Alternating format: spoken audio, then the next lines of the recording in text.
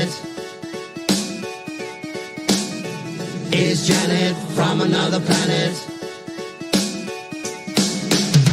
Is Janet from another planet? Is Janet from another planet? Is Janet from another planet?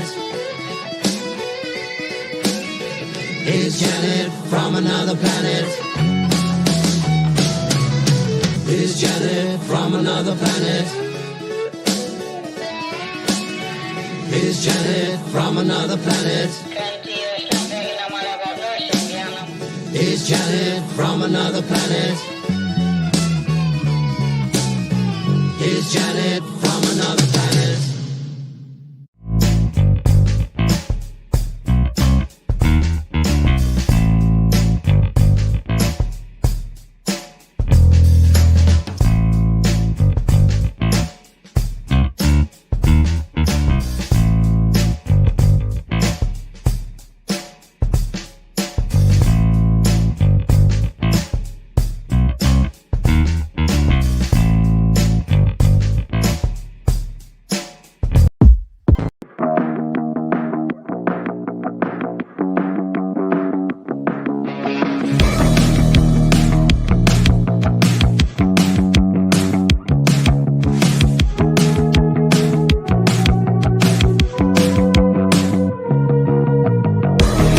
Today's digital landscape with the spread of false information can lead to dangerous outcomes. It's crucial for everyone to think critically and verify sources and reflect on the impact of what they share. Let's promote responsible communication to ensure that truth prevails and actions remain rooted in reality. The opinions you're about to hear on this show are strictly those of the panel. The following program is rated TV MA-LSV. It contains strong language, sexual situations, and violence. It is intended only for mature audiences.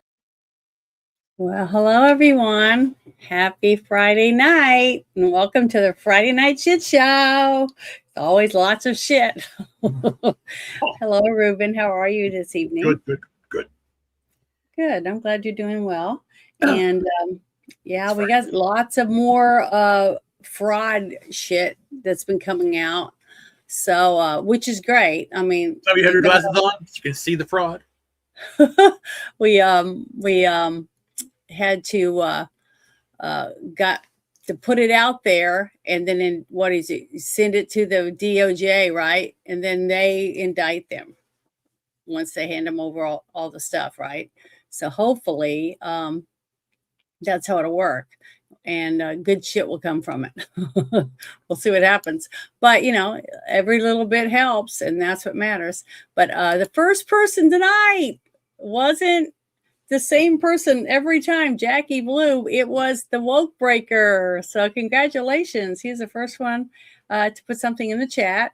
And I just want to say thank you for stopping in. I really appreciate it. And then she said, hello, Woke Breaker, because she got here second. She's normally here early, but oh well, that's okay. Thank you, Jackie. I appreciate it. And let's see. It's a long way to the top if you want to rock and roll. Yeah, I wish I could play music, but you get in trouble on here. Can't play anything unless it's AI that you made. Then you might be able to get away with it. But hello, Lloyd Christmas. How are you this evening? Yeah, there is a lot of fraud in Ohio. I sent you a few things I thought of stuff that I saw, and I was like, holy shit, what's happened to Ohio? It's got a lot of criminals in there, a lot of stuff coming out. But hopefully tonight we'll share some stuff that you might not know anything about or have never seen before, because I shared something with Ruben right before we started, and he was like, what the? Emperor's here. So, yeah, that's good. And that's what I try to do. I try to read and find out as much as I can about everything before, nobody's talking about it, or before it's on the news, or, if I can find anything that other people aren't making a big deal out of it. But I wanted to share this. If I got to find it and open it real quick here. It's really funny. this was going to be my first thing. I just can't, I don't know what happens. I put it in order and it's not in order. Damn. So give me 1 second. It's number 17 now for some reason. Well, it's a shit show. Okay. I thought this was really funny, and I thought it would be a good opener for tonight. So I'm gonna. It's Dr. Oz, and he's being asked some questions. Here we go. Make sure it's turned up. Move the thing on. Any medical advice for the Americans out there that are suffering from a very serious ailment called Trump derangement syndrome? I am concerned about folks who have focused their entire life energy on dislike of the president. It's disheartening to see people lost in that way, but it's Any medical advice? treating stupid is really hard, and it becomes a real problem. And these folks are off. Do you have I just thought that was hilarious because I've never seen anyone ask that, but I think she was from that Lindell, the My Pillow guy.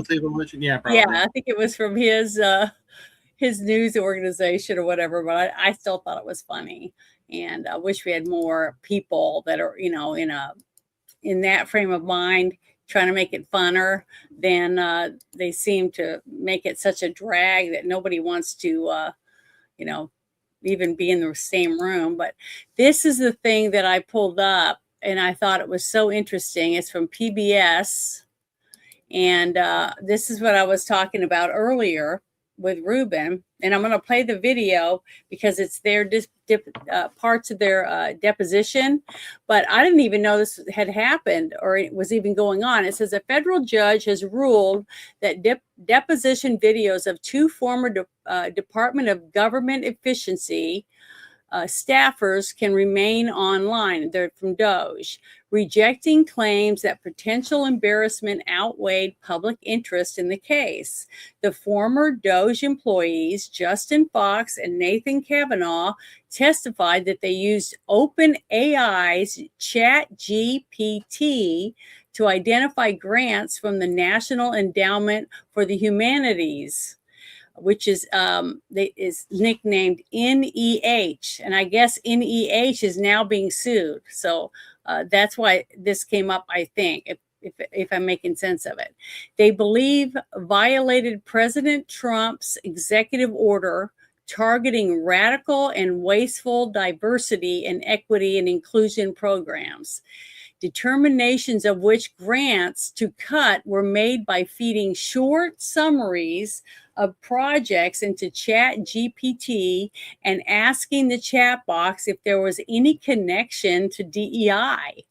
According to the discovery materials released by the American Historical Association in March as part of the lawsuit against NEH, the DOJ employees appeared to rely on the technology to compile a list of 1,477 grants to terminate.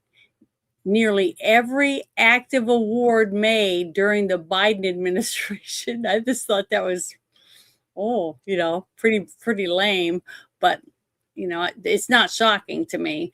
The cuts clawed back more than $100 million, nearly half the federal agency's budget, throwing organizations into turmoil and forcing some projects to shut down because of what these people came up with. Not just these two, but these are the two that they're bringing up, because their videos from their depositions are on this website. So I'm going to play this so you guys can see it and listen to these questions that they're asking. And I know we talked about it somewhat already, but what is DEI referring to here? It stands for diversity, equity, and inclusion. Well, let's start with what does it mean to you? It means diversity, equity, and inclusion. Well, that's the label, but what do those words mean to you? It means making decisions on a basis of something other than merit. Okay. How does diversity differ from equity in that term? I don't know. I don't understand the label itself, frankly. So right now, do you have an understanding of what DEI is? Yeah. Okay. So what's your understanding as you sit here today in this deposition? Well, it was exactly what was written in the And so anytime that we would look at a grant through the lens of complying with an executive order, we would just refer back to the EO and assess if this grant had relation to it. Okay. But I guess stepping back from Yeah. your methodology strictly in terminating the grants, do you have an understanding as you sit here today of what DEI means? Yeah. Okay. So what's your understanding of what it means? Well, it is exactly what was written in the EO. Okay. So, And I don't have the EO in front of me. and the rationale says the documentary addresses gender-based violence and overlooked histories contributing to DEI by amplifying marginalized voices. Yes. Why is a documentary about Holocaust survivors DEI? Objection. It's the gender-based story that's inherently discriminatory to focus on this specific group. It's inherently discriminatory to focus on what specific group?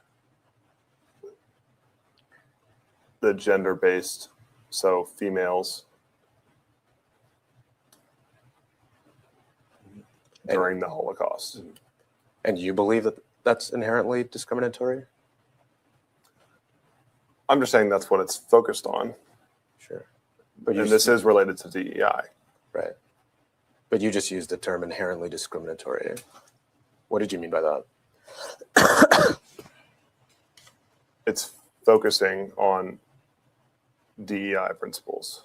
Okay, if you had already been reviewing every grant one by one, such that you gained an understanding of it, why then run all of those grants again through a large language model like OpenAI?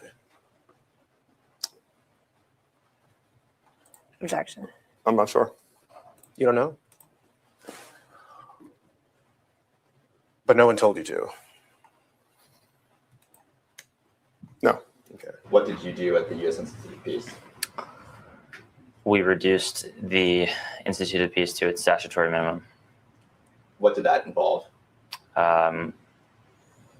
It involved terminating all of the existing contracts, grants, and firing all of the employees. So you terminated all the existing contracts, grants, and fired all the employees at the U.S. Institute of Peace. Objection. You can answer. Effectively, yes. So it was your assessment that immigrant would have been contrary to the EOs? It depends on the grant. Okay. But you put it on this list because at some point you thought that a word like immigrant might conflict with the EOs. It may, but it all depends on the grant. Yeah. But is that why you put this word on the list, though? It could indicate DEI. It's not hamburger. It's something that may relate to cultural appropriation and DEI related grants. You don't regret that people might have lost important income to No. support their lives? Objection. No. I think it was more important to reduce the federal deficit from $2 trillion to close to zero. Right. Did you reduce the federal deficit? No, we didn't. You did. No, I don't believe we did. Support journalism you trust. Support PBS News. Donate now, or even better. Yeah, so that is the videos that they posted online, and somebody was trying to get them taken down, saying that they were embarrassing or whatever, and the judge ruled that he thinks that they should stay up due to the fact that it's the public needs to see it, that type of thing. So, that's the way it is. But I wanted to share that with you. Just give me a second. I'm going to change this to. But you have to remember something here. Yeah. The executive order is to go after programs that promote diversity, equity, inclusion, DEI. Okay. Now, yeah, what they're being told to do, here's the thing. These are programmers. Okay. Now, OpenAI, ChatGPT, they're looking for keywords that have DEI in them. these programs said we will promote diversity, equity, inclusion. What they're doing, the lawyers are saying, oh, so then you're going after minorities, you're going after immigrants, you're going after this. No, they're going after the corruption. Because again, the idea of diversity and inclusion is reverse racism. They're trying to do that. So, oh, okay, let's give it to this organization. It's again, the first guy was more correct. DEI, it is not based on merit. It is based on criteria that somebody says that somebody is a minority or is someone who will be affected by diversity, and they have to promote them. And that's all the lens is. So what they're saying, they're trying to put them in a catch-22 of saying, oh yeah, so you were doing this intentionally against immigrants. You were doing. No, they're not. Again, you're talking to kids explaining what they're doing, but they were going by the executive order. And the executive order itself is very clear because it goes through it. It was executive order 151, and it's basically the idea, and it tells you what they're trying to do: get rid of all of these programs that are wasteful, that just are based upon, oh, it's a woman-owned business, or it's this, or it's that. Somebody who no. It has to be done on merit. So then basically you stop the money going out. It's not about why or what the money is going for. It's who they're giving it to stop the waste. That's what they're trying to do. And then of course they bring up Holocaust because they're tying. They want to tie Trump went after a Holocaust thing to go, oh, so he's Nazi then.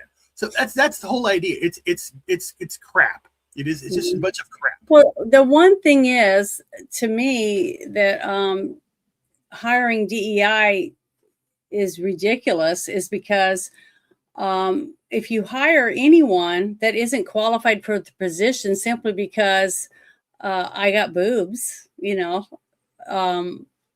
you're hurting the company that I'm being hired for, and you could be hurting or endangering lives. Hiring a woman or a man that's too small, they're not built properly to lift a hose and carry it up a ladder, and hiring me as a fire person to put fires out and to save lives puts people in danger, especially if you have two of those people on a fire truck. And let's say somebody's sick at the firehouse and you can only have 5 people go. So now you have 2 people that are able to do the job because they weren't DEI and 2 that were. So everyone where you went, you're putting them in danger simply because you hired someone who's not qualified for a position. That, to me, that is the stupidest thing I've ever heard of. If you owned a business, you're not going to go hire an accountant that doesn't know what he's doing simply because, he's short, or whatever the reason is. I'm just using that as an example, but you know what I mean. And it's just ridiculous. So, oh, you're supposed to love it. That's hilarious. I didn't even think about that. But yeah, I think it's ridiculous because it doesn't matter what your skin color is when the fireman shows up at your house or the police officer and they've been hired and they don't know how to do the job. You see what I mean? I mean, would you go to a doctor to have surgery from a doctor that was hired because of DEI, or would you want one that was trained and is willing to do the job if you need the surgery? It's to me, I don't know. All of it is stupid. I have it right here. I have it here. I can read this to you. I can read this to you. This is it's in sections, and I just pulled it up myself. I just wanted to see what this is. Yeah. And it says here, the Biden administration forced illegal and immoral discrimination of programs going by the name of diversity, equity, inclusion (DEI) into virtually all aspects of the federal government, in ranging from airline safety to the military. This is concerted effort stemming from President Biden's first day of office when he put Executive Order 138 3985, advancing racial equity and support of underserved communities through the federal government. Again, why again, this executive order that Trump did, what these guys were doing was doing the reverse of advancing racial equality. I don't want racial equality. I want to have the best people for the best job. I don't care what they are, what color they are. You know, I don't care who they sleep with, whatever. It's irrelevant. So it says implementation. The Director of Office of Management Budget, Assistant Attorney General, the Director of Office Personnel Management, OPM, shall coordinate termination of all discriminatory programs. These are discriminatory programs they're going after. It doesn't care. It doesn't matter what the output was. The output that they had mentioned, oh, you're going after a Holocaust, museum? No. Again, the contract that you did, oh, well, we're only going to take it from the black people, or we're going to take it from this. We're going to do it that. Not going to. This is a red herring. They're trying to put it out there because again, these kids are just programmers. They're just going by what they need to get done, and again using ChatGPT or whatever, because it's not using ChatGPT. It's using research. You can use Grok, you can use Claude, you can use whatever. You can use Google. You can do search. You can research stuff.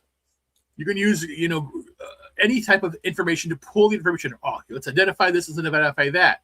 All you're doing is identifying it. And it's just basically wasted money. It's done. Yeah, and that I'm hoping that every little bit that they've been doing, when you find it and you can cut it off, stopping the fraud there, you're eventually saving money, because the money that was going into that is not going there anymore. And as long as more people aren't getting more and more little loans, to get more fraud money, then the money should start going back where it belongs, into the coffers for the veterans, or for unemployment, or whatever, however it's set up. I mean, I'm not an accountant or anything like that, but I do have a checkbook. I do pay bills, so I understand that if you're taking money out and you're buying a bunch of shit with it, that you're not going to be able to pay your bills. You're not going to be able to pay the insurance on your vehicles, things like that. So to me, that's common sense to want to stop the giant gaps in your banking account from spewing out on the street and you're not being able to use it. So to me, that it's ridiculous. But I'm glad that it's staying up there, because I think it's important that people see the interviews and the questions that they were asked and how they answered, because that's honesty, that's transparency. You know what I mean? And right. That's what most people have been saying they wanted. So but I you wanted look at the comments of people, and people see the half. Again, it was like I said yesterday. People will see the glass half full or the glass half empty. You have people out there saying, "Yeah, these are brave boys for doing this. They were doing that. Oh no, how ashamed that they're racist." Anyway, what is this going on? This is insane. Yeah, it is. That's what I'm saying. You're gonna get two different or multiple different types of answers underneath, and you're gonna get hate, because I've already had to, kick a few people out of here, and they had to wait 5 minutes. I should have made it 10, just to be able to speak in the chat, and immediately they have to be trolls and say stupid shit because they're immature retards, apparently. And I'm allowed to say that because this is my show, and when you talk bad about other people in my chat, then something's wrong with you, and you don't need to be here. I don't need you here. I'm not getting paid. So if you don't want to hear, leave. But I wanted to bring this up because I thought this was really, really good. It's good to see this happening. And it's amazing how many beautiful women are working in this administration, and men. I mean, it's nice to see all these clean-cut people that are proud of who they are, and it's just nice to see that. I really, and they either look like a man or they look like a woman. It's just nice. It just makes me feel more confident in the people that are in charge because they care about themselves enough to be presentable. And to me, I think that's definitely a one-up for me. But I wanted to play this interview, but it says Trump SBA chief Kelly, I think it's Loeffler, just caught 1.1 billion suspected PPP fraud, freezes 27,000 borrowers in Ohio alone. One state. That is just, I can't get over how much money that is.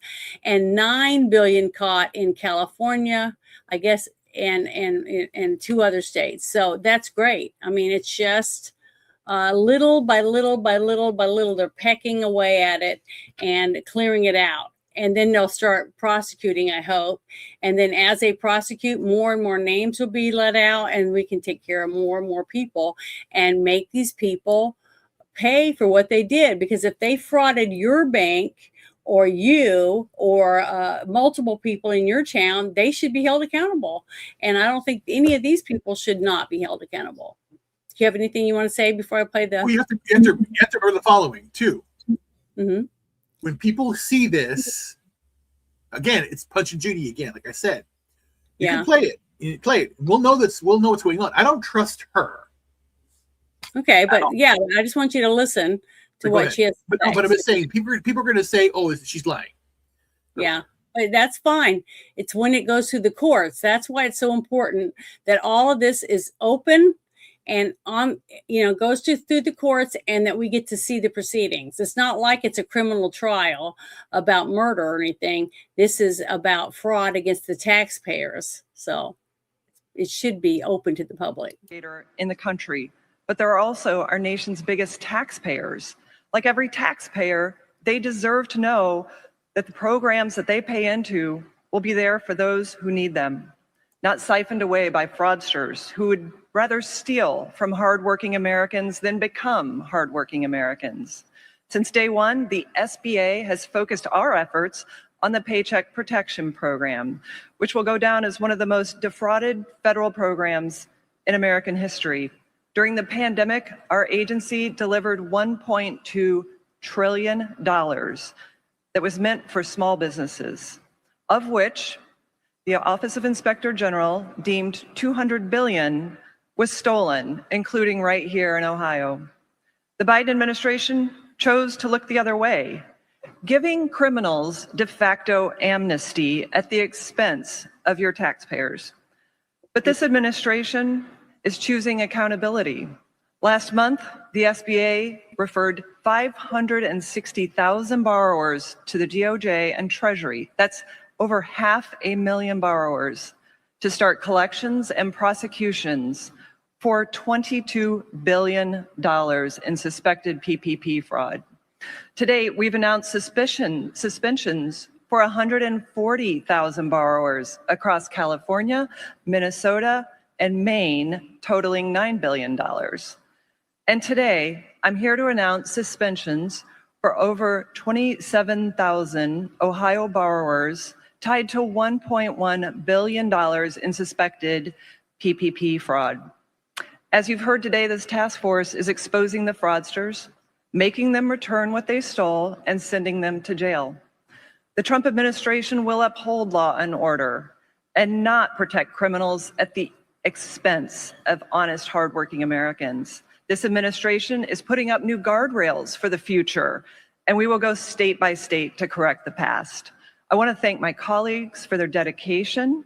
None of this would have been possible without the president's fight for the American people, the vice president's leadership, and this team's hard work.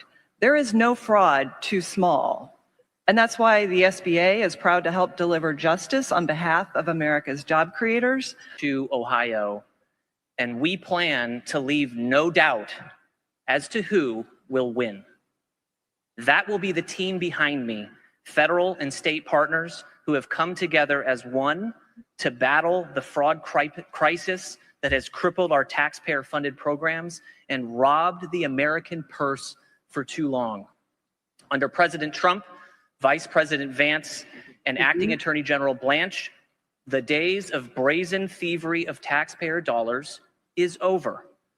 With our state and federal partners, the Department of Justice is rapidly deploying a fraud-fighting apparatus that is capable of fighting fraud no matter how big, no matter how small, no matter how hard. In the last 60 days, the Department of Justice has announced more than 550 fraud enforcement actions across the country, representing billions of dollars in attempted theft from the United States taxpayer. There is nowhere we won't go to fight fraud, and that includes here in Ohio. Today, Ohio's fraud-fighting team is uniting with us in historic ways to contribute uniquely to the fight against fraud. Attorney General Dave Yost, you'll hear from in a minute, is advancing an $11 million fraud action through the Medicaid Fraud Control Unit.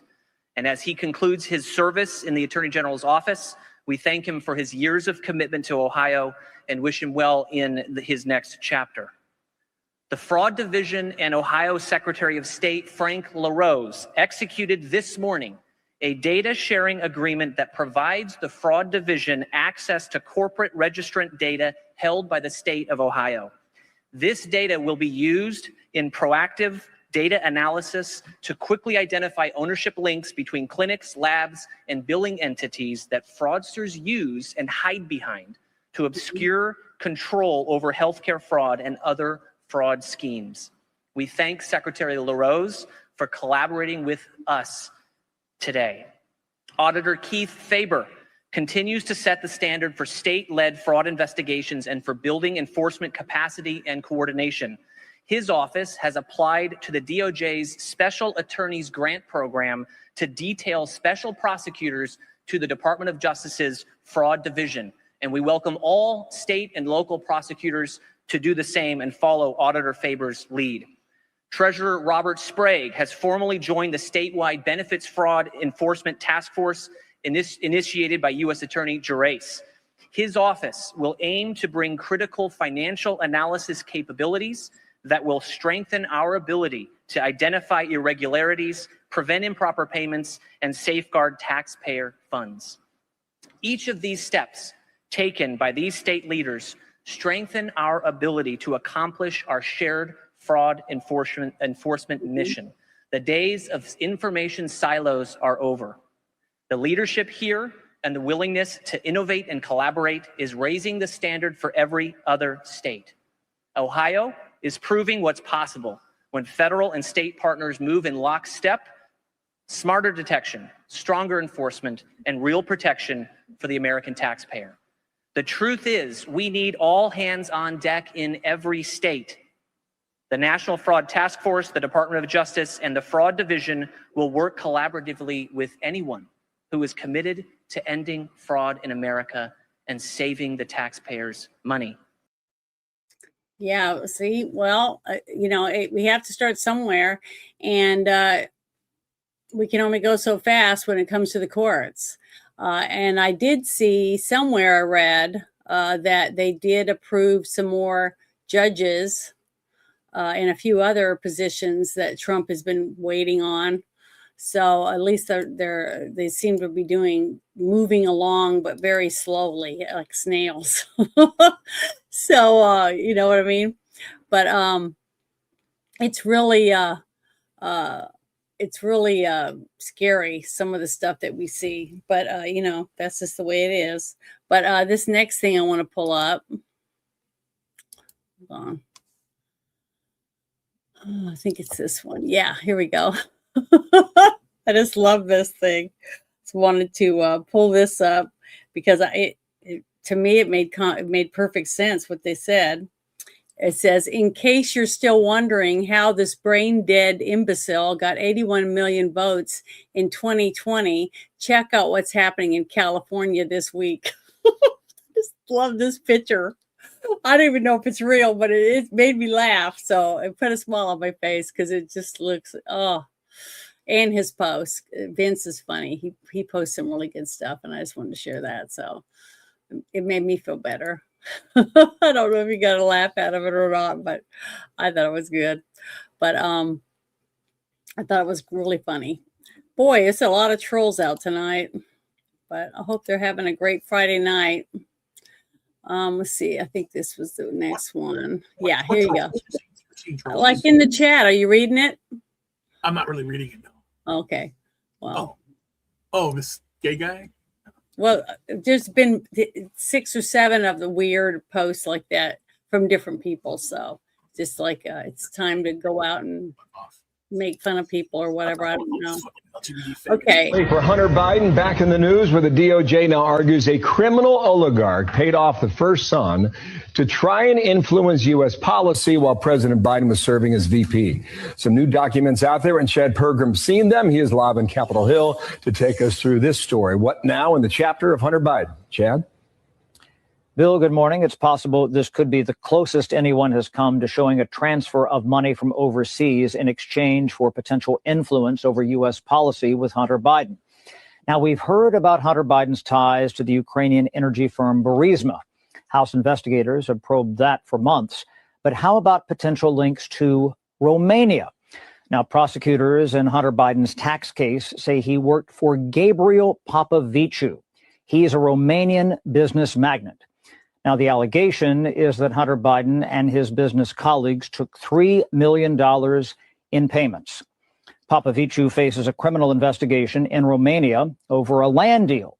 Special counsel David Weiss makes that very case in his filing in California. Weiss alleges they structured the deal for Hunter so it, quote, concealed the true nature of the work he was performing. Now, prosecutors say there were concerns about ramifications for President Biden. Popoviciu is expected to testify at Hunter Biden's tax evasion trial in Los Angeles that starts September 5th. He's charged with failing to pay $1.4 million in taxes over a 4-year period. The House's impeachment inquiry remains open. Republicans claim Hunter Biden sold his father as the brand and used the president for access. Bill? Well, good. See, a little here, a little there, and that's all we can do. But I'm sharing the links to these videos in the chat. So if anybody wants to get it, copy it, and look into it deeper, go for it. I mean, it never hurts to have a little more knowledge under your belt, to help you make decisions or share it with people who maybe don't want to, face the facts that are going down or whatever type of thing. But, that's what I try to do. I just try to put things out that people may not have heard about or didn't even know had happened, because so many people are so busy doing things at home that they're missing getting to see stuff on the news or read about it or they only hear a couple of sentences of something and they miss out, and then they spend all day looking for it, but they can't find it. And that's happened to me many times. But this was something, you know how I am about children and sex trafficking, things like that. This made me want to throw up. Every single Democrat just voted against $100 million to fund operations for child exploitation investigations and save children from sex trafficking. Every single Democrat voted against it. And then everyone's pointing the finger at other people saying they're the ones that are covering up everything, when all you got to do is go to the website, the government website, which got 100,000 and more pictures, videos, and documentation from the Epstein files, if that's what's more important than this kind of stuff to you, because this is what's saving kids today from happening, what happened to those girls many, many years ago, because they're all grown women now, and many of them have families. Some of them have already passed away, and a lot of them took money to settle after going to court and getting Ghislaine Maxwell behind bars, and also because Epstein was going to go to trial too, but he's not around anymore. But there was like $200 million that was split amongst the victims. So I know some of them, most of them, got some kind of money, and they took the money and signed non-disclosures and stuff. So I don't know all the stuff and details about it, but on many of my shows, you can go back through my shows. Some of them were, most of them were on After Hours or Team Shit Show 2.0, which are recorded and on my channel, that have interviews and with some of the victims, talking about what happened to them and things like that. And that's what I tell people. If you really want to help the Epstein victims, go listen to their testimonies. Go find them. They're all over the internet. You can hear it right from them, what happened and what they want to share. And honestly, you know, I saw some stuff when Massey got voted against, I guess, in his state. And then he came out afterwards saying that he's going to release all the information he knows about Epstein. And I said, I just posted underneath his post and said, if you told everybody about Epstein, if you knew anything before the election, maybe you would have won. The fact that you were going to release it after you've lost, when you could have been helping people all along, if you really had evidence, why didn't you release it? See, I don't know. I just hear so many people that are so wishy-washy, but none of them want to listen to the women, the actual victims. And that's the problem. So I don't want to hear shit from any of you. Go listen to the victims and let's try to help them. Let's give them what they're asking for instead of all this rigmarole back and forth of pointing fingers at people when you don't even have evidence. Get the evidence from the victims. Period. That's, to me, that's common sense. So I just wanted to share that because I think it's ridiculous that we had not a single Democrat vote to give money to investigate more child trafficking. It's just, I don't know, but they'll spend $100 million to make a cartoon comic book about being transgender for Africans. You see, it's just, I don't know how this stuff is real, but it is. But here you go. I'm sharing that in the chat. That was the thing. It's showing all these Democrats saying, F you kids. We don't give a shit about you. We just care about Epstein.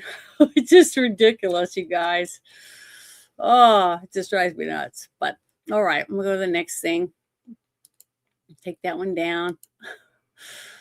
Oh, sorry, I just get so upset, especially when it comes to that kind of stuff. Just really don't like people that push that stuff. But here we go. Here's something good. I don't know if you guys have heard about this. It says the Heritage Foundation confirms that Hillary Clinton, who orchestrated the single greatest misinformation and disinformation campaign in the United States history, the Russian collusion hoax, the PP dossier, I'm adding that, as a means to overthrow the U.S. government, was directly involved in urging the European Union to use its Digital Services Act to pressure and fine Elon Musk and push the U.S. back into censorship. That's just the opening part for this, but I'm going to play this video. He's already started talking, darn it. Hold on. All right, I'm going to pull this up for you. Here we go. Make sure it's turned up. Yeah, okay. Speech is in a free fall in Europe. There are two anti-free speech movements that have coalesced. One is in Europe, where it has laid waste to free speech. Germany, France, England.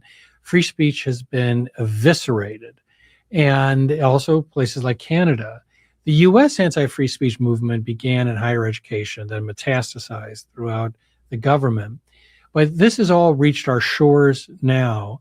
The Berlin World Forum followed the remarks of Vice President Vance on free speech, and the EU was red hot. They gathered in Berlin, and it was the most anti-free speech gathering I've ever been part of. There's only two of us from the free speech community.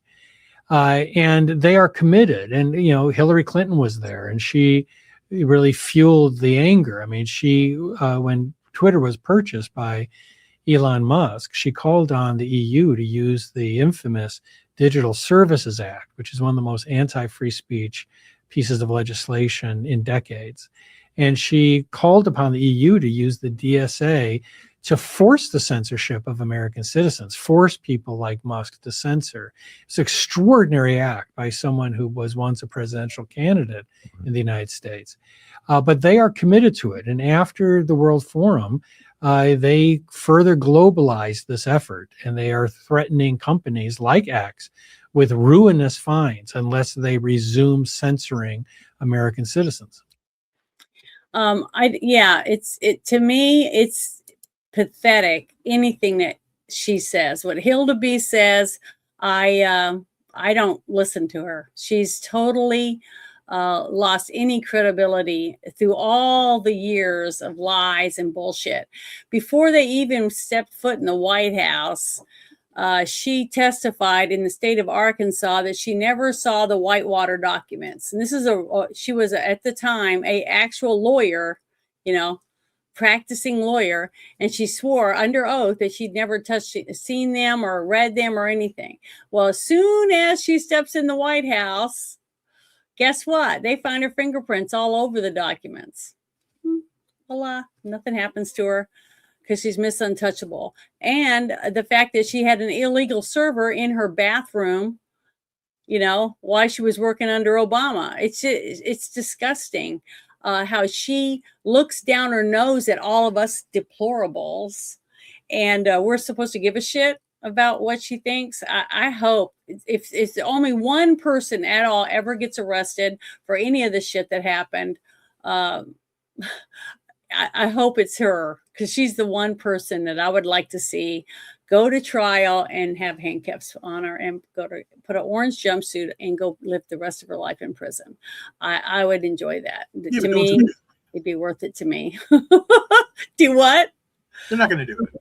I hope they do. That's the one thing that I've been waiting on, because I just think she's worse than her husband. I mean, she's one of the worst I've ever seen in my lifetime.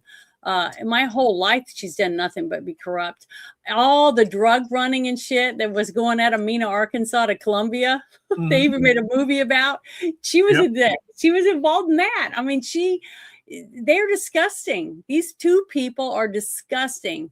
Just them. If we could just get rid of them and have them in prison for the rest of their life, to me, that would be an accomplishment that I don't know. Maybe I'm too biased, but I can't help it. I just think that woman is disgusting. And I mean, I've met her in person. I didn't walk up to her. I didn't say hi to her. I didn't shake her hand. She just happened to be coming to an event that I was at, and I wouldn't even give her 5 seconds of my time. I didn't want to even go near her. That's how disgusted I am by her. So I wouldn't even talk to her husband. So, but I have other people, the Bushes, and I wouldn't mind, shaking Michelle Obama's hand. Honestly, I wouldn't. It wouldn't repulse me near as bad as getting even anywhere in the same room with Hillary Clinton. She just makes my stomach churn. Okay, well, enough of that. Let's stop talking about her. She's not worth my time. But it's a shame that it seems like every time you turn around, something she's got her fingerprints on. But here is another one that I thought was pretty interesting. I think it's the right one. Oh, God, I'm so bad at this. Eric. There it is. Ooh. Here we go. All right. Here's another one that I found that I thought was pretty interesting. It says, U.S. Attorney Bill, I don't know how to pronounce his name, Acelia, is that how you would pronounce it? Reveals multiple election fraud investigations are underway in California in conjunction with the FBI. AAG Dillon is also involved with a voter audit. They're doing it right now. I think that they're in California right now doing something. But this whole thing, I wanted to play this for you. So let me get it set up so you can see it. I can make it better. I don't know why they start automatically, but oh well, that's the way it is. All right, here we go. In November. Now let's get to this absolute shambles of an election count. It's actually way worse than the president just mentioned. It's not 6 or 7 or 8 days. Here's from the Secretary of State's website today, 35 days. Oh, that's the plan. 35 days. This is an absolute shambles, a humiliation for California. It is making our state a laughing stock here in America and around the world. We have less than 10 million votes cast in this election in California, and it's going to take them a month to count them. India, 640 million. They do it in a day. States here in America, look at Florida, how quickly they get their count out. Within hours, same sort of numbers. They have early voting too. They have mail-in voting too, but they can do it in an hour. Here it takes a month. It is an absolutely inexcusable, calamitous catastrophe of incompetence from the same crew who bought you high-speed rail. Now it's snail's pace elections. It's not good enough. Steve. And today, David, I'm laying out a plan to change this. Election count accelerator plan. Straight after this interview, I'll be going to a press conference to lay that out. Well, what's funny is there's long time ago in the big cities, I don't know how many years back, but they used to count in one day. So all of a sudden we get all this electronical stuff and nobody can count anymore for some reason. So I don't know. I think it's ridiculous.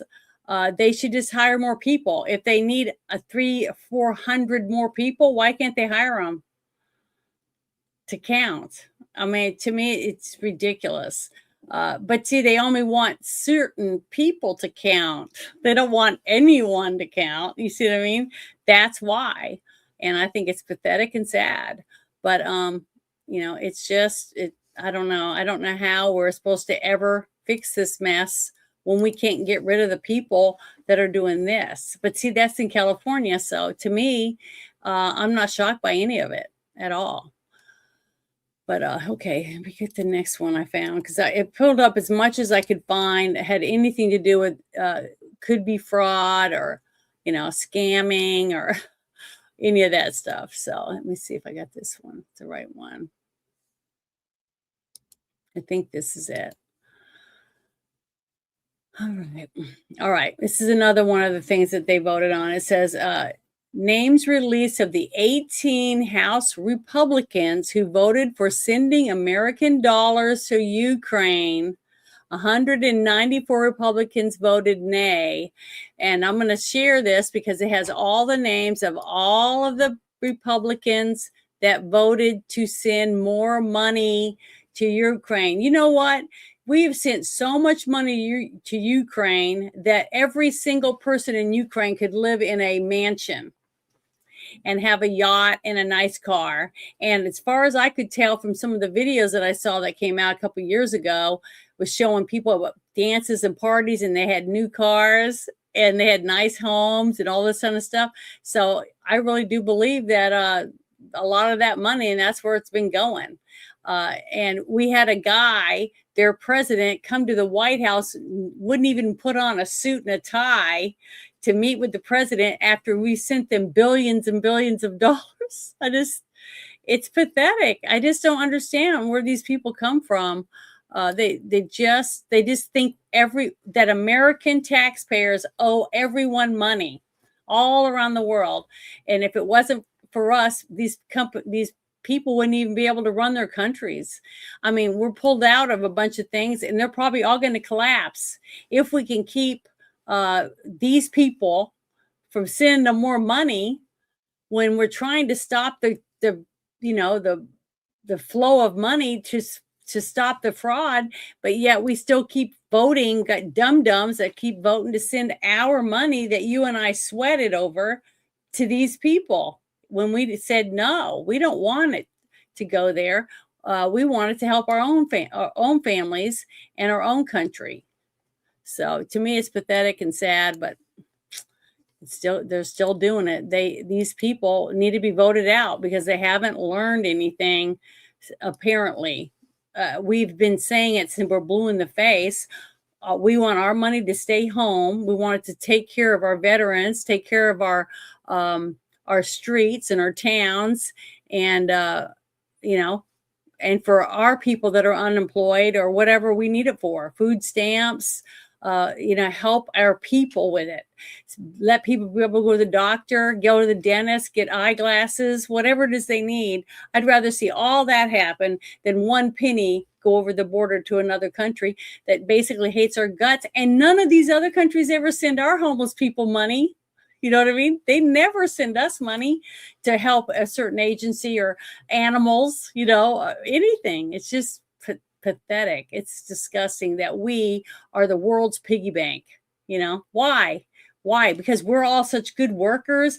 We're all so smart that we're all working our ass off and making money that we're able to just throw it out the window to give to everyone. It's stupid. I don't know why we are always the one that is expected to pay everyone else.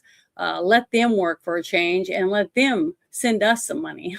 I would love to see that, but I know that won't ever happen. Because we had the petrodollar, the fiat petrodollar. That's why. Mm-hmm. Yeah. But I don't know. It's just crazy. Okay, this was another one that came across my timeline. I didn't know if anybody had seen it or not. This actor, James Handy, he was brutally stabbed out in front of his house. He's 81 years old. He was known for roles in Jumanji, Top Gun Maverick, and The Verdict, and was stabbed multiple times in the chest outside his home, or outside a home, it says, in Los Angeles County. He was found unconscious and rushed to the hospital where he later passed away. They say the suspect is his son's girlfriend's son. So, and they called 911. I just killed the man of sin. So he's had a mental breakdown or something. Because remember what happened with that famous director that everybody called Meathead or whatever? His son killed his parents. So, we got a lot of really messed up people that need help. We need to start sending people to places, insane asylums or special clinics or whatever else to help some of these people so they're not, murdering people. I mean, because they shouldn't be out in homeless camps and wandering around the streets. We need to have somewhere to send these people. But that's another place that we could use money instead of sending it to Ukraine. Help people like this, that are wanting to kill people or that need psychiatric treatment. So there's so many other things that we could spend the money on, but yet it end up going to these people instead. But, oops, sorry. That off. Darn it. I don't know how I do that, but I do. I'm going to go ahead and get that one and bring it up since I clicked on it. I didn't mean to, but here it is. It says Obama and Clinton operative Larry Summers has resigned from Harvard amid his ties to Epstein. So I'm going to play this, make sure it's turned up. Fox News alert, the Epstein blast radius is expanding and more names added to the list. Larry Summers, a top operative for Clinton and Obama, today announced he's resigning from Harvard at the end of the year after getting exposed in the files. Mm-hmm. And Bill Gates is saying sorry. In a town hall at his foundation yesterday, he confessed to having 2 affairs with Russian women while married to his now very wealthy ex-wife, and admitted to flying on Epstein's plane and spending time with him in the U.S. and abroad. But he maintains he did nothing illicit. The billionaire said he met with Epstein starting in 2011, years after Epstein had pleaded guilty in 2008 to soliciting a minor for prostitution. Gates said he was aware of some 18-month thing that had limited Epstein's travel, but said he didn't properly check his background. And we're finding out U.S. Virgin Islands Democrat Governor Albert Bryan Jr. apparently gave Epstein special treatment just before his arrest, helping Epstein with a construction problem he had on Pedophile Island. The global fallout continues. Prince Andrew was first. Now his ex-wife is keeping a low profile, bouncing between properties, even checking into one of the world's most expensive wellness clinics. Reports say she maintained contact with Epstein after his release from prison and even introduced him to her goddaughter. The pressure on Andrew isn't going away. Whistleblowers now alleging he spent taxpayer money on massages. Earlier this month, Prince Andrew was kicked out of his home, the Royal Lodge, and he didn't take it too well. According to the Daily Mail, he shouted, "You can't do this to me. I'm the Queen's son." Remember, Andrew stepped back from royal duties in 2019. Why is he still living on royal property? The Times of London obtained a copy of his lease. Apparently, he hasn't paid rent in 2 decades. He's an international embarrassment. Pranksters hung the prince's arrest photo inside the Louvre in Paris. The Epstein bomb is hitting every corner of the earth. Norway's former prime minister, you know, the one who awarded Obama the Nobel Peace Prize, also known as, quote, Mr. Human Rights, was just charged with gross corruption. They're investigating if he accepted gifts, travel, and loans from Epstein. He says he's innocent, but he's in the files, telling Epstein this: if Trump wins, I'll settle on your island. And he just checked himself into a hospital due to the strain arising in the wake of this case. Maybe he could visit Fergie at that wellness hospital. Now, the British government is about to unseal more documents tied to the former ambassador to the U.S., Peter Mandelson, who was arrested in the Epstein investigation. New emails appear to show Mandelson leaking sensitive information to Epstein. He also says he's innocent, but here he is in the files in his underwear. Why do we know so little? Well, documents show that in July 2019, days after Epstein was arrested, the FBI told the NYPD's sex crimes unit to, quote, stand down. Quote, FBI reached out to NYPD leadership already, and they were told that SUV has been directed to stand down and that all Epstein stuff needs to go to and through us. This was right after Epstein was arrested, as New York prosecutors were actively trying to interview victims, build cases, look at co-conspirators. Why cut them out right then? Was that standard procedure or something else? Plus, a 2020 DOJ email refers to a confidentiality agreement that the chief medical examiner signed in connection with the murder of Jeffrey Epstein. His death was ruled a suicide. So why was the DOJ using murder internally? And why was the chief medical examiner being forced to sign an NDA after doing the autopsy? We may be about to learn even more. New reporting suggests Epstein may have stored documents in storage units across the U.S., potentially containing materials the public's never seen. And tomorrow, Hillary is scheduled to testify in a closed-door, recorded deposition. Friday, Bill's up. Hopefully they get their story straight. Yeah, we'll see, won't we? So there's a little here, a little there coming out, but that's all we can do is just share what we get and try to pay attention to see what might be new and what we don't know about yet. But let me share this next thing. Where is it? Number 14. Right here. Okay. Here's another one that I found. Okay. There's two of these ones that they have to do with fraudsters. It says it's been revealed that fraudsters' assets have been seized by law enforcement. This CBS reporter noticed that the warehouse is filled with Mercedes and luxury vehicles.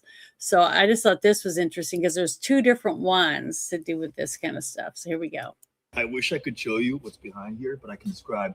I've seen over a dozen Ferraris, Lamborghinis, a Bugatti, Lotus, several G-Wagons. These are just some of the assets the government has seized from fraudsters who have taken your taxpayer dollars and bought some of these ill-gotten gains. LA's top federal prosecutor, Bill O'Salley, showed us around this U.S. Marshals warehouse. It should offend every American taxpayer that these people are taking advantage of the system and enriching themselves. These items had been owned by Paul Randall, who pleaded guilty to wire fraud this year in one of the largest Medi-Cal fraud cases in California history. He submitted above $270 million worth of claims to the state of California through Medi-Cal. He was paid $170 million. $170 million of hard-earned tax dollars. That's correct. And what's most egregious about this is it was basically no questions asked. He basically exploited a loophole in the state's processing system. That loophole, court records show, meant healthcare providers got reimbursed for prescription drugs that were not medically necessary and often not even given to patients. But where did all the stolen money go? Authorities say it paid for Kobe Bryant game-worn sneakers, baseball cards of Jackie Robinson and Mickey Mantle. Very expensive taste, very rare, near mint condition, collectible sports cards purchased with taxpayer dollars. Asalee also showed us Randall's home, one of 7 properties he owned. Let me tell you what a piece of work this Randall guy was. He's got 6 prior convictions for fraudulent conduct, and he was out on bond waiting sentencing when he started this new scheme. He was effectively on bond when he Yes. decided to defraud $170 million more. Yes, it's crazy. Who's responsible for the breakdown of the system? Obviously, there's a breakdown in the criminal justice system. If this guy was able to have 6 convictions and never did any real prison time, We turned up a private driveway, he was living like a king off of us. climbing into an exclusive corner of Orange County. It's 8 bedrooms, 10 bathrooms. Randall faces up to 30 years in federal prison. He didn't want to talk to us for the story. The federal government will try to recover some money by auctioning his assets, but Asalee warns, in other cases, they can't get back the money. We see a lot of that money leave the country quickly. And once the money leaves the country, it's much more difficult, if not impossible, for us to trace it or recover it. Investigating government fraud is a priority for Haywood Talcove. He's been warning officials about scams for 2 decades. U.S. taxpayers lose $1 trillion a year to these criminal groups. Where's it going? It goes to Russia, it goes to China, it goes to Nigeria, it goes to Romania, and it's never to be seen again. By his estimate, of that $1 trillion, roughly 70% ends up in the hands of transnational criminal gangs. Taxpayers are funding transnational criminals who are using this money for horrible things: child trafficking, drugs, threats to our democracy. Cars, cards, compounds. This is what fraud looks like after it's already happened. Asalee and Talcove agree. That is why it is so important that the money never goes out in the first place. 100%. And the only way to do anything about it is to stop it. And then once we catch them, prosecute them, punish them, show other people, if you do this and you get caught, you will have nothing. You will stay in prison and be penniless. You won't end up with what you think you're going to get. And we've got to follow through with it. So I hope that that's the road we're going to be taking. People keep saying, no, it's never going to happen. Well, that's because it hasn't happened in the past, but we don't have the same administration we've had in the past either. So, and these people have been, had attempted threats on their lives. They've been, tons of bad stuff happened to these people. And, I mean, look at Stephen Miller and his wife had to move out of their home and move on to a military base to live because of the wife and the children being threatened by their neighbors and stuff. It's pathetic how sick some of these people are. So, Ruben, are you all right? Yeah, I'm fine. Okay, so make sure, because here I'm going to bring up another one now. So make sure that you weren't too tired or whatever. Okay. Okay, I think it's this one, number 11. Hopefully this is it. Yeah. Okay, now this one's another one of those ones that I like to share because it's sad news because it happens in the first place, but it's good news whenever we capture these people. Florida just busted a massive international child pornography ring with over 100 million videos, basically a lot, 1 million videos, but involved, including babies. If you're a child predator, if you are one of these sick people, then I hope you never see the sun again. But I'm going to play this video for you because it's sad that we even have to do this. But the fact that you have Florida and a few other states leading the way and trying to, using the FBI to help them, break these cases open, and hopefully they'll be prosecuting them. But to save our kids, I mean, we've got to stop these people. Busting an international child pornography ring. We will be bringing charges against 8 individuals this morning, 7 of whom are Florida residents. As a dad of 3 little ones, it's tough to talk about some of this stuff, but what these guys were doing was truly heinous. There's not a word in the English dictionary that can describe the gross content that was on the videos. Our investigators have been able to get their hands on over 1 million videos. You barely hear anything. Sexual abuse Mhm. of minors. Many of these individuals were babies. I got them turned up. That was as loud as I can get it. Around the world. The 2023 National Center for Missing and Exploited Children reports over 36 million instances of suspected child sexual exploitation and over 100 million files related to child sex abuse material. And that's only what's getting reported. This continues to be a problem in our country, in our state. Protecting our kids is not an easy task to begin with. And today, with the access to the internet and social media, it allows these sick predators to more easily get access to our kids. And as I've said, my first 5-6 weeks on the job here, that's going to be a major priority for my office. The individuals that are being busted today that purchase this harmful content, many of them found it through TikTok. It was available online. They found access to a portal where they could purchase this dangerous material. TikTok has shown they can very quickly get stuff off their website. If there's unlicensed music or something going around, they've proven with a flip of a switch they can get it off. And it's taken too long for them to get some of this pornographic material and avenues to purchase harder, more gross content. We've got to get them to be more accountable. So we will be working on that. We are going to hold social media companies accountable that Good. put our families and our kids in jeopardy. So today, these 8 defendants are being charged with multiple felony counts, including RICO, money laundering, and purchase of child pornography. Again, I can't tell you in words how gross this content is, but it shows the dangers, the evil that's out there. It is truly evil. And you've got my word that in this state, we are going to do everything we can to hold these people accountable. If you are a child predator, if you are one of these sick people, then I hope you never see the sun again. And I hope you certainly never have access to kids again. So we will continue that fight. And I want to give a very special thanks to Rita Peters from Statewide Prosecution for leading this fight. She's going to slap these guys around in the courtroom. And unfortunately, I'm figurative in that comment, but thankful to her, as well as investigator Abby George, who busted the case. So thank you. I'll turn it over to Commissioner.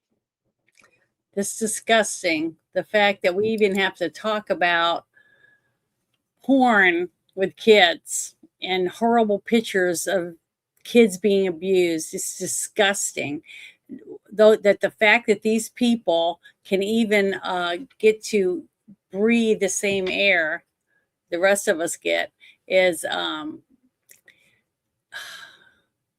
pathetic. But I just wanted to share that because it's nice to see these people fighting for the kids and fighting to rid our streets and our communities of these type of people and put them in prison. So I hope they can get many, many more, and that this isn't the only state, that we can get more and more states to help us clean house. Because to me, that's the number one thing, is to keep our future generations safe so that we can, see them grow up, because they're the ones that are going to take over when we're not around anymore.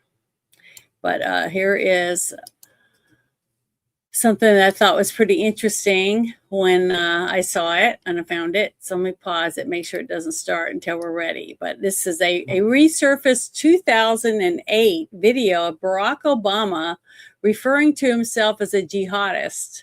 An ABC reporter quickly interrupts with Christian prompting Obama to correct himself from jihadist to Christian. So here we go. I'm going to play this for you. And I'll share this in the chat also, the links. I always put all the links in there. Oops. Sorry, I got to turn that down. Do what? What'd you say? From Stephanopoulos. It's stupid. He's an idiot. Yeah, I know. Here we go. You are absolutely right that John McCain has not talked about my Muslim faith, and you're absolutely right that that has not Christian come my Christian faith. You are absolutely right that John McCain has not. See, I'm going to share that with a lot of people were saying that I was full of shit when I said that he was a Muslim. When I tell people he's a Muslim, he's a Muslim. Why are retards in your chat? Huh? Why do you have retards in your chat? I don't know why. I don't know. We get people. It's so funny. I know it's really sad, but I don't know why, because they have nothing better to do than harass me. I guess. I don't know. He's had too many martinis. It makes them feel manly or something. Well, who the? I don't understand. I have no idea. It's a wrench. What's the wrench talking about this? I don't know. I'd have to go look. That are idiots. I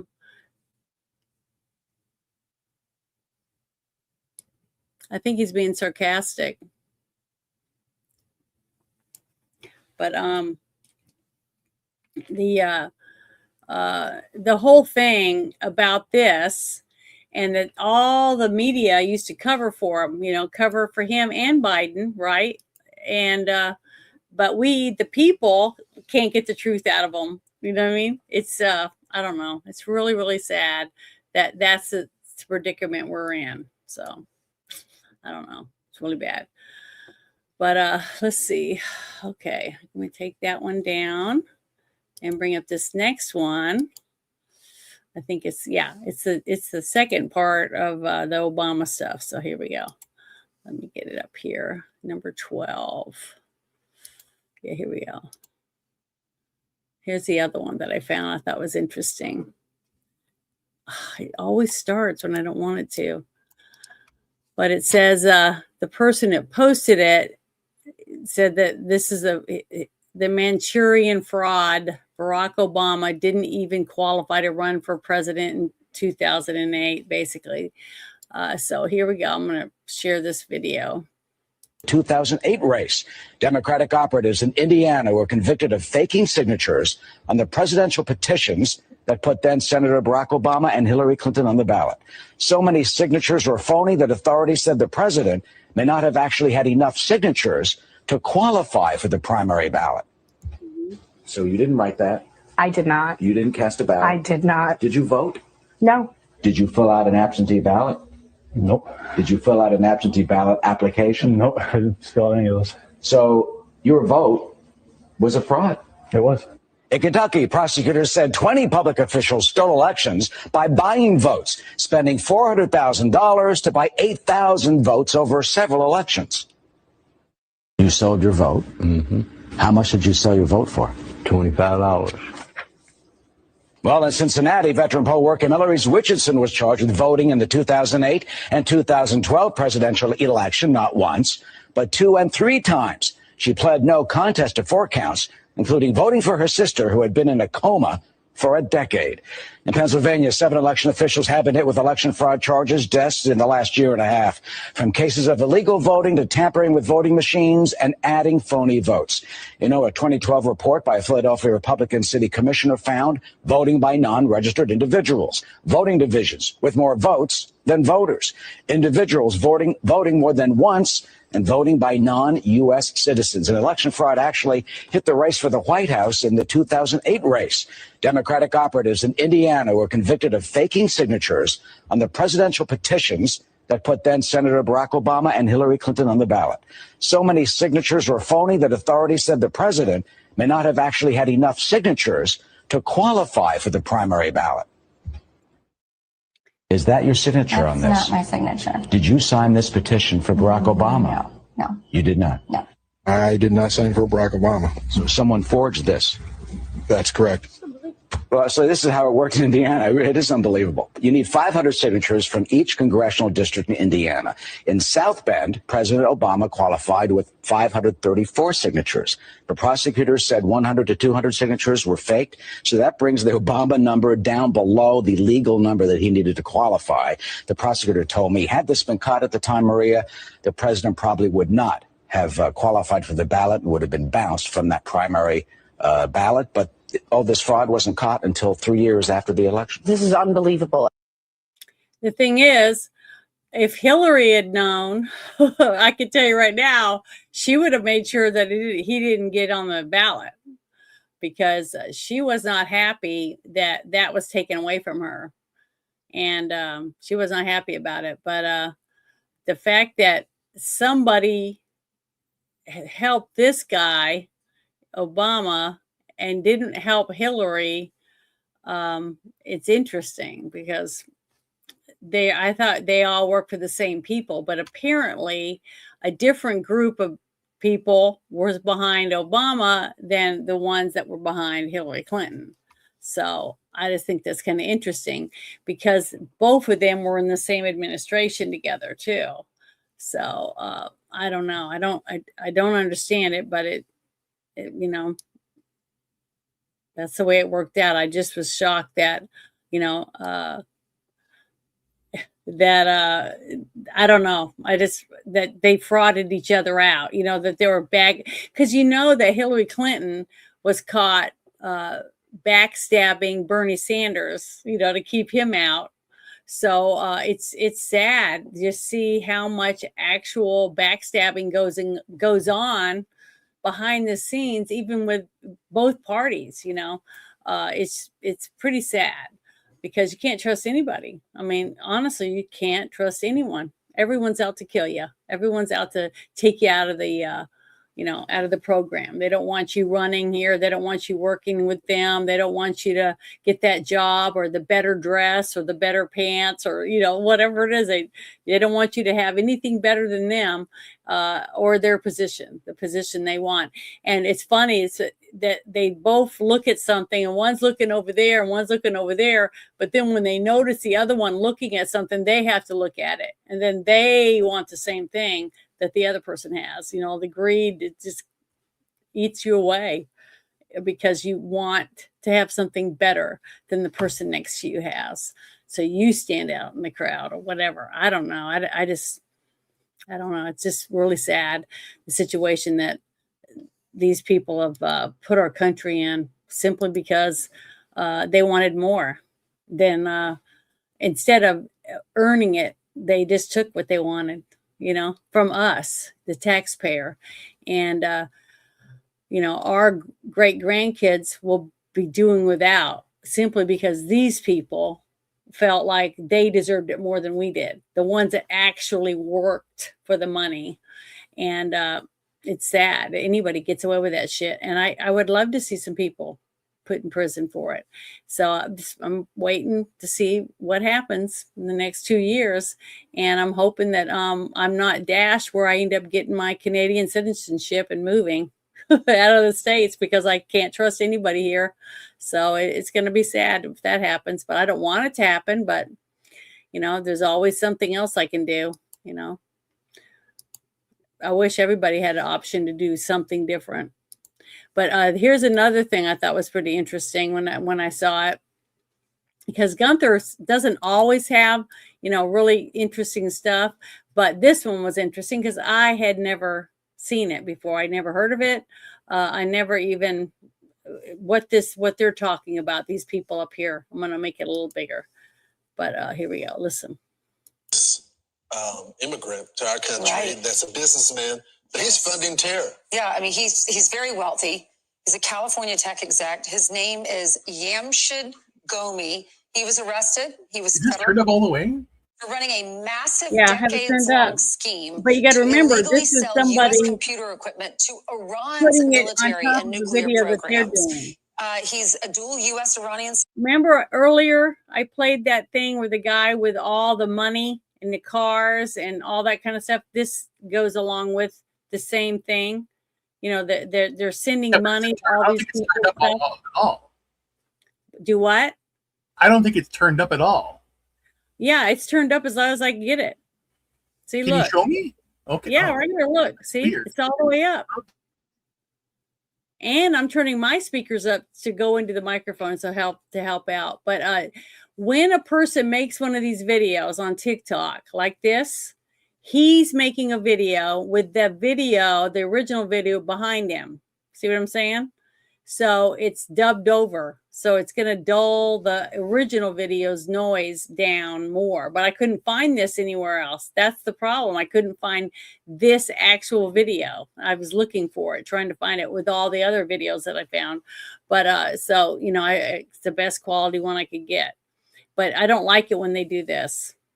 This, you know, I'd rather just retweet it and have my little post above it and have the original video to play so other people can listen to it and actually hear it. But because he's not even speaking or anything, so he just wanted to be on camera, so it hurts the quality of the other video. But here we go. Citizen. He's living in this $35 million mansion in Orange County.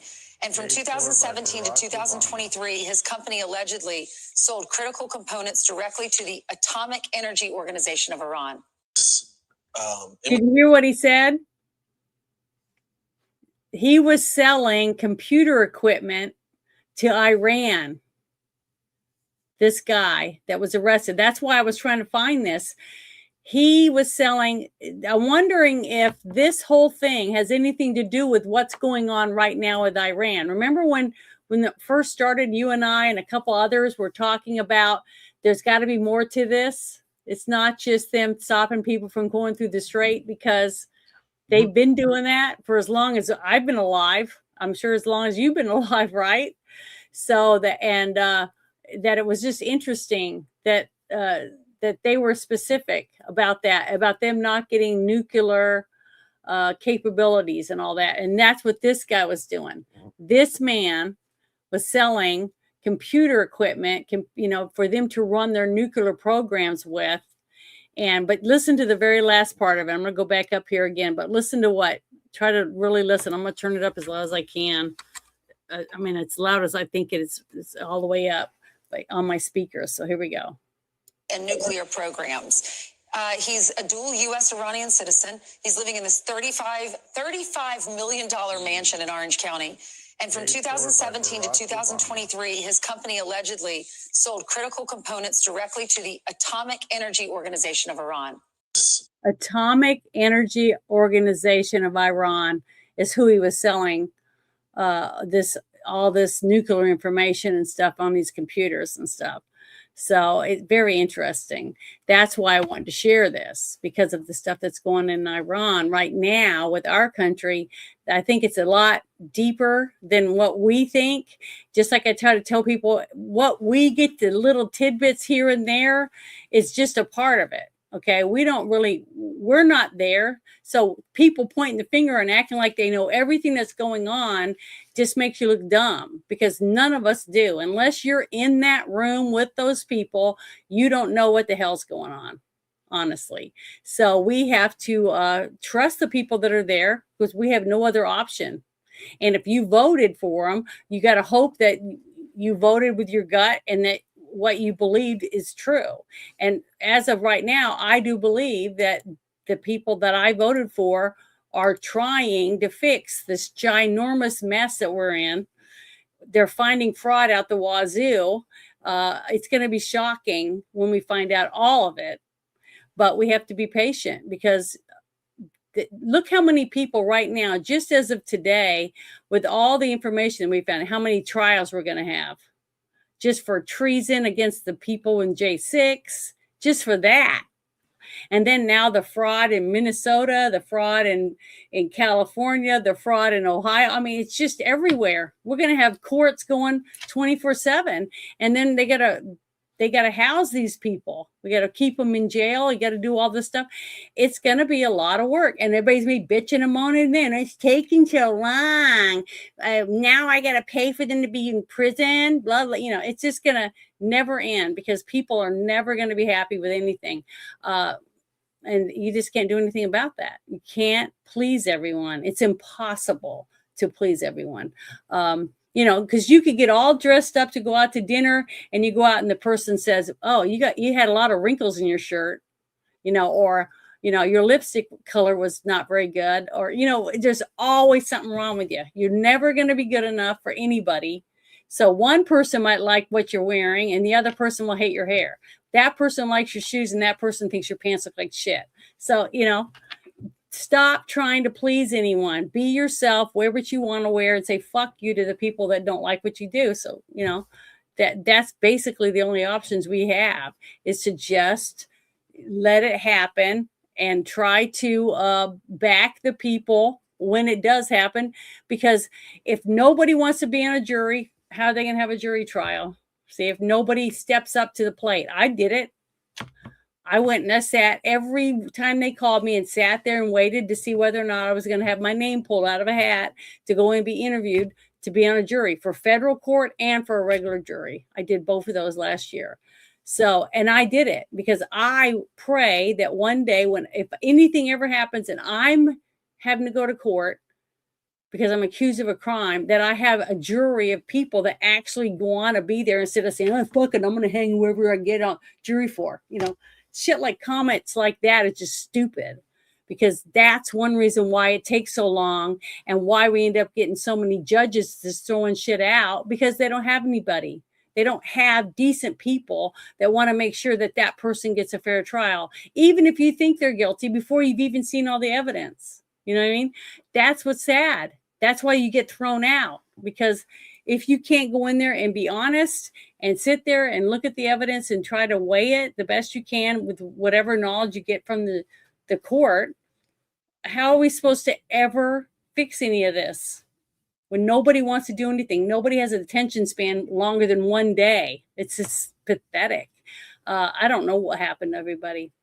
I mean, I remember waiting, a whole year to find out what I was going to get for my birthday, and a whole year about what I was going to get under the tree for Christmas, not opening my gifts early, and sneaking around trying to see what's in there and stuff like that. It's just really sad that people don't want surprises. People don't want to wait to see what's going to happen, or wait long enough so they can collect the things they need to make sure the person gets prosecuted or whatever. So I don't know. It's just really sad that we have so many people that have no attention span. And these are grown people. These aren't 12-year-olds. These are 30, 40, 50, 60-year-olds that act like they're 10. I can't get what I want. That kind of shit just drives me nuts. It's terrible. But do you have any comments about the video we just watched, Ruben? Okay, so I'm going to bring up the next one, because I only got I think 5 different things. Oh, this one's pretty interesting. And the piece after it's really good too, I think.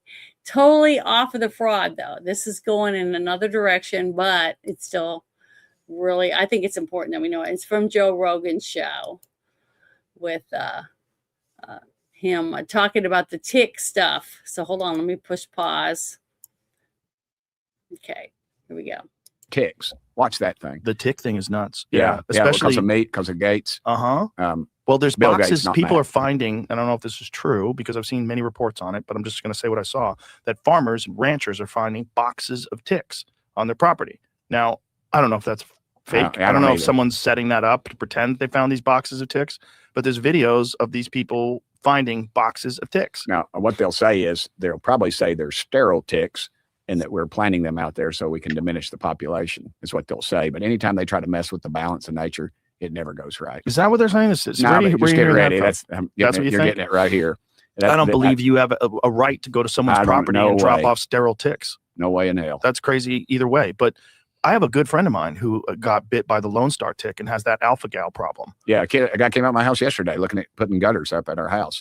And that guy, he said, and I said, "You did what?" He goes, "Yeah, I can't eat any meat produced by a mammal." Yes. I was like, yeah.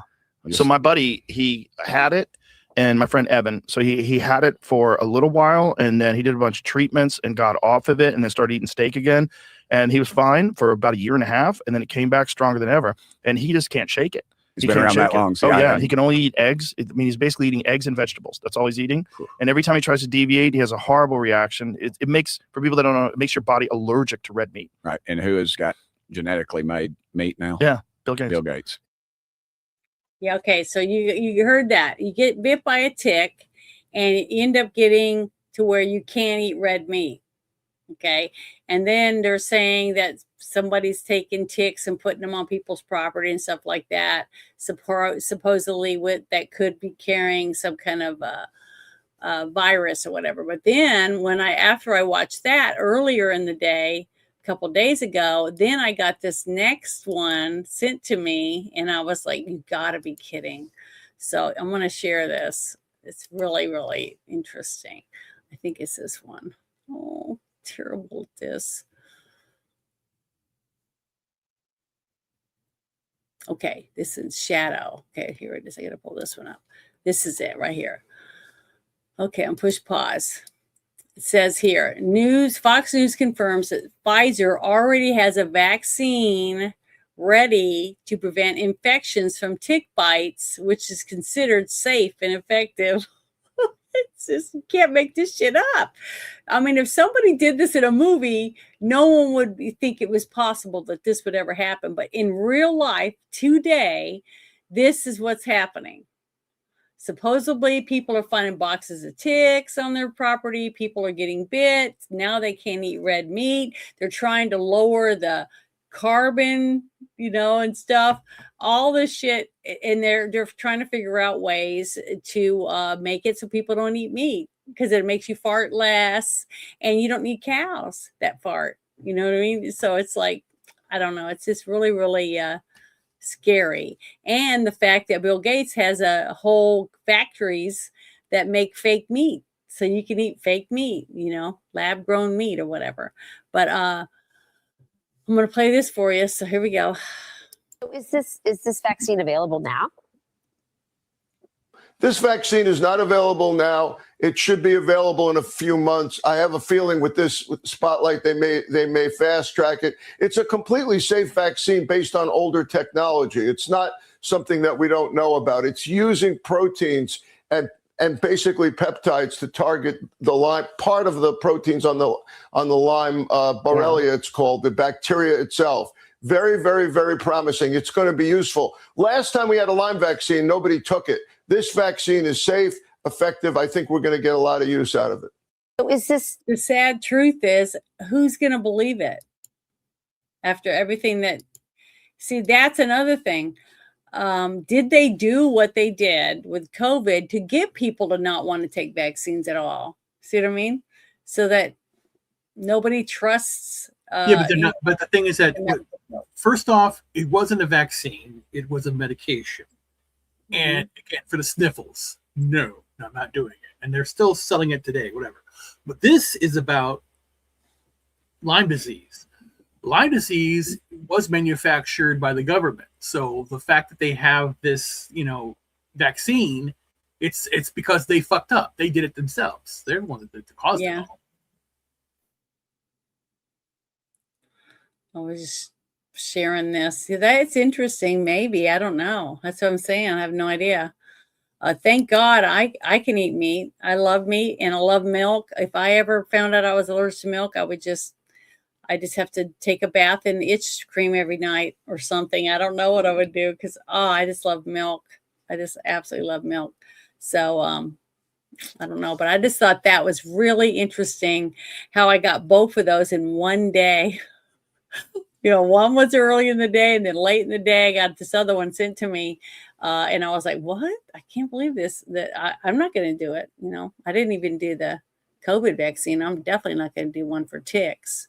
And I live in a state that's filled with ticks. I mean, all kinds of ticks, snakes, rattlesnakes. We have copperheads. We have water moccasins. I mean, we got tons of tarantulas. I mean, we've got so many predators. It's scary.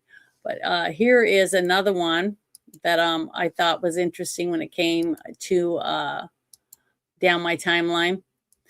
This is the because remember the whole thing with January 6th. So many people across the aisle from me were saying that he incited people to go to the Capitol and cause chaos, and that they took weapons with them to do damage, and all this different stuff.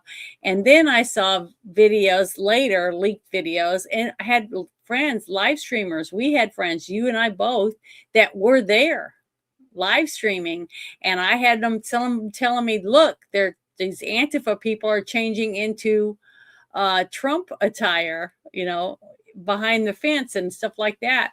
And they had their stuff taken from them. They had their information taken away from them. So they weren't able to put it on their channel. And the ones who tried to put it on their channel were getting in trouble. So it was all a big, FU is what it was to anybody that thought that Trump was going to win, that type of thing. So it was a mess. I mean, I think it was. But this says it's the deleted video that Dorsey took down by Pelosi and the Bidens' demands on Twitter to censor the truth. This was the video that Trump had put up. This is when Trump was taken off of Twitter. This is a January 6th U.S. Capitol Trump cheer on peaceful and patriotically. So I just wanted to play this for you. It's only a minute long, but for anyone who wasn't able to see it because it was taken down so quickly. But see, I lost my account back then, my American Woman account. Yeah, it's old. That's what I'm saying.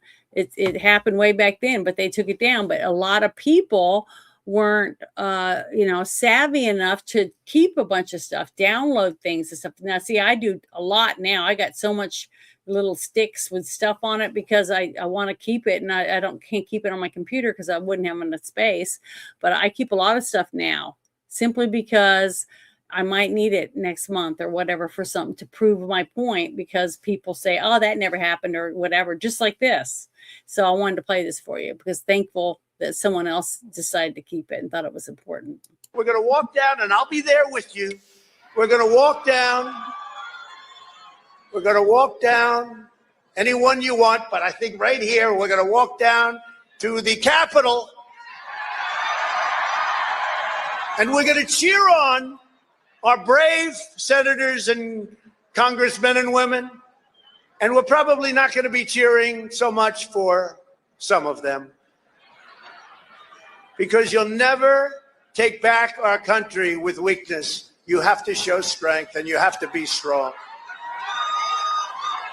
We have come to demand that Congress do the right thing and only count the electors who have been lawfully slated. Lawfully slated. I know that everyone here will soon be marching over to the Capitol building to peacefully and patriotically make your voices heard. Today we will see whether Republicans stand strong for integrity. See, he didn't incite anything. So I think it's very, very telling. But I'm definitely going to share. I'm going to get the link for this and share it in the chat, because I clicked the thing to save the chat replay so that it always plays what the chat said. And I'm going to share that real quick. So hold on. Let me get over here, put that in here. So I think it's important. Because, man, it's a lot of work. Because I had someone ask me about the show that we did when they were talking about the $2 million slush fund they had for all the people that were accused of groping or, accosting someone in Congress. And they would just take the money and to pay people non-disclosures, right? To get it, they'd pay them cash and have them sign a paper saying that here's the money, you just shut up and I'll give you the money, that type of thing. And someone didn't believe me that they had a slush fund for them. And I said, yeah, they do, and they use it too. And I was sharing it because I had to watch like 35 episodes. Remember where it was, because at the beginning, when I first started doing this, I never named my shows. It just said the Friday Night Shit Show. And then it said, I hope you brought alcohol. Remember, that was all I ever did on it. But now I started naming it. So it's easier for me to go, oh yeah, it was on that episode. And I'm going to go, just pull that out now. So it's a lot harder to do this kind of stuff that I thought it was, because I've been trying to go through and fix everything to make it a little easier for me to find stuff later on. But yeah, I thought that was pretty interesting, and hopefully other people will see it. Okay, I got two more little deals. Let me see. I'm trying to remember which ones. Oh, they're both the same thing. One of them is the opening for it, and the other one is the actual web page for it. And I'm going to share it. But I thought this was pretty good too, because we do have FBI. We do have FBI websites for every single state. Every single state has FBI offices.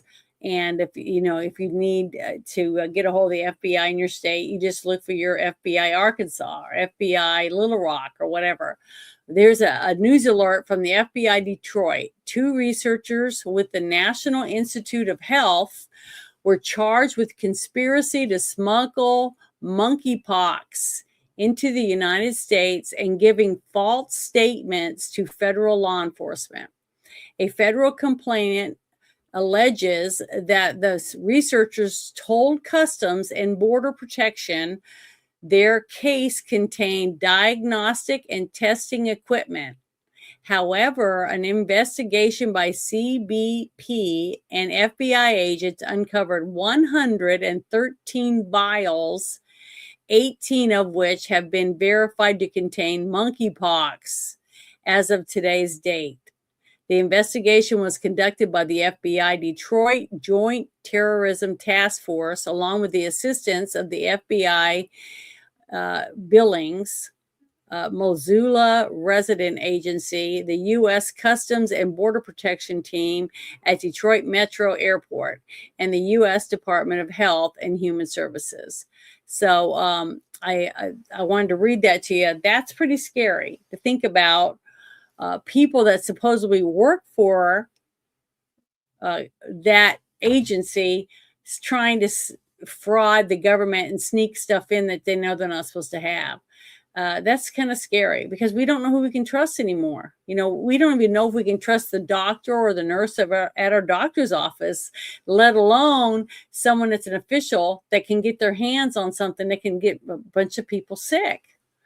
Ever since I watched this documentary many, many years ago, and I like documentaries, the ones about police and murderers and things like that. It was a cult group, and they were in one of the northern states, and it was like 100 of them. And some of them didn't stay at the camps or whatever they had. Other ones stayed in different areas around where they lived. But somehow, 1 or 2 of them had some kind of like bacteria and some other stuff that they had gotten from a lab. They had taken it. And what they had done was they took little spray bottles and they put it in these spray bottles, and they went into the city and were spraying it on salad bars and stuff. And they got arrested. These people all got arrested. But the scary thought that a small group of people with one person that's able to get stuff from somewhere like this smallpox or monkeypox or, whatever other thing, it's so scary because we have so many people that hate each other, just because of their religion or their politics or their skin color, whatever it is that they hate about them, and they're willing to do whatever it takes to take them out. And we have to have other people that care enough about other people to stop these people, to be able to call the police if they know there's something bad's about to happen, or they think they see something that's suspicious, to not be embarrassed to call 911, because I would. And if, I'm embarrassed, But if I can stop somebody from hurting people, that's what I want to do. Sorry, I got a dry spot in my throat. I've been drinking like crazy. Decongestants make you thirsty, but they're not really making me not have a stuffy nose. It's just weird. But I'm going to share that. I'm going to share that in the chat real quick. And then also the website that I clicked on, because there's a link there on this one. Hold on, I'm going to share this real quick.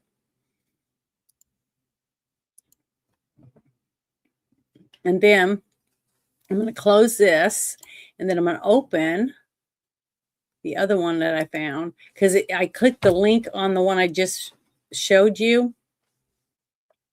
And this is where it took me. So hold on. I'm so slow at this. I'm not a pro. Oh, I wish I was good at it. But this is the website. United States Attorney's Office for Eastern District of Michigan. And that is their website. It says feds charge foreign nationals working at the National Institutes of Health with smuggling monkeypox into the United States and lying about it. This is scary, don't you think? How come these people are allowed to get their hands on this kind of stuff? Why are we letting anybody that's not an American in any of these labs? Because see, I just don't understand that. Maybe in a college or whatever, you would be able to get something, but not anything deadly, not anything that can become a pandemic. But the fact that we have people that aren't even Americans in our country doing this, and it's bad enough that guy that was in New Orleans that ran over all those people down Bourbon Street, I guess it was, in the middle of Mardi Gras, whatever. He was an American that had been brainwashed into wanting to do jihad or whatever it was. And that's bad enough, but he was still an American. But to know that we have people from other countries that absolutely hate America and what she stands for, coming in here and being able to get their hands on stuff or bring stuff in to be in our labs to do who knows what with, is ridiculous that we even have that. To me, that doesn't make any sense, at least not right now with the way things are going, with all these people that want to, do harm to us. We need to really think about that, I think, about who's able to touch anything, especially if you only have one boss that's dirty, okay? But that boss, I'm sure sometime, even though he's the only one that's dirty, is going to be in that lab by themselves. You see what I mean?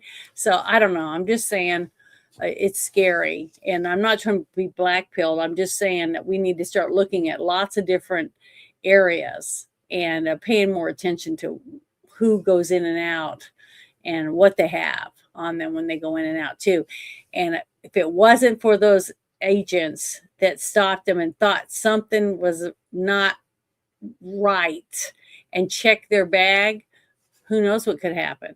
And that other person, what was the other, last Friday we talked about the people in Vegas that had that guy in Vegas, or the two people that had that lab in their house. Remember, they had whole bunches of viruses and stuff. So it's scary, the thought that you can just get online and use the right code words and order from China whatever kind of virus or bacteria or whatever you want, and have a lab in your garage or in your He-Man shed in the backyard.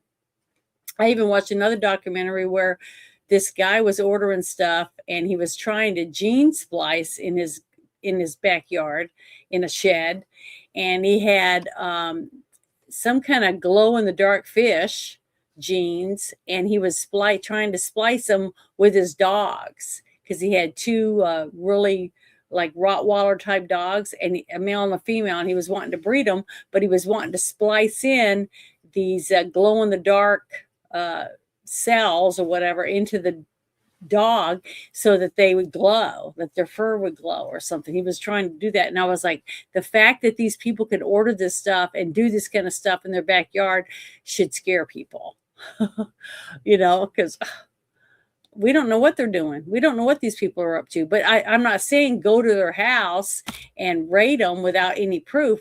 But what I'm saying is we should know what's coming in the mail into our country, period. Because like people say, oh, we opened a package, it had suspicious substance inside of it. We don't know what it is.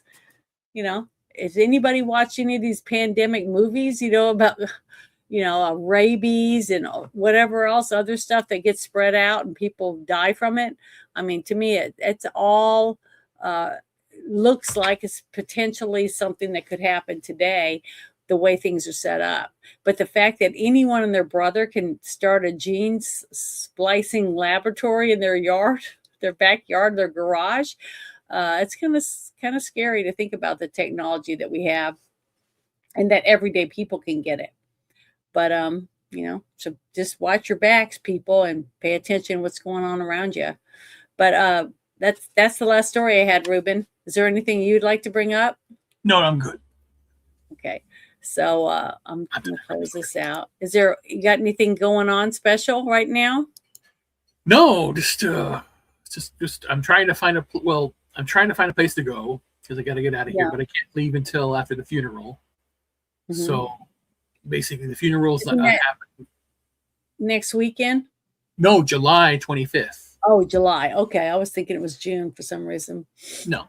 But, So I'm gonna go there, and then basically I still have to get rid of all her stuff and everything like that. So I'm gonna do that, but I'm looking for a new place to go. So I'm just trying to figure out a place to go that's gonna be not where I can start over. Because again, the one thing I have never done is I grew up in Laredo, Texas, and Laredo, Texas is completely retarded.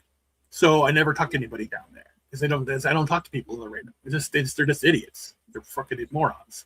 And then Chicago, and I tolerated it because again, the culture was good. The musical culture, things that I liked. But the last 20 years have been just horrifying, and then the last 10 have been bad. So it's just not. I don't want to have to stay here if I don't do that. But I have a interview hopefully for a job here, but if it falls through, it falls through. Whatever. I'm still trying to apply at places. I'm trying to apply all over, but I'm just trying to apply for remote work. So I'm looking around, but I want to know where to go now. I'm trying to figure all out. I don't know. I have no idea. I want to go somewhere where I can just again, be normal. I want to have normal people. No people chimping out. No people. No. I don't want to have any deal with any foreign retarded people. I want just a normal life. I'm done. Well, I hope you can find it. I really do, and I hope that everything goes smoothly for the service and everything. Yeah. So I hope so too. I have to print a few things out because again, she was writing some stuff. I wrote a eulogy for her, so I'm gonna just print that out and all that stuff. So I'm doing a lot of things. Yeah, well, good. I'm glad that you were there for her. But tomorrow I'll be playing at Bruce's. I think it's our high level game where I'm a priestess and I have a familiar a tiger, that helps me, defends me while I'm weak or whatever.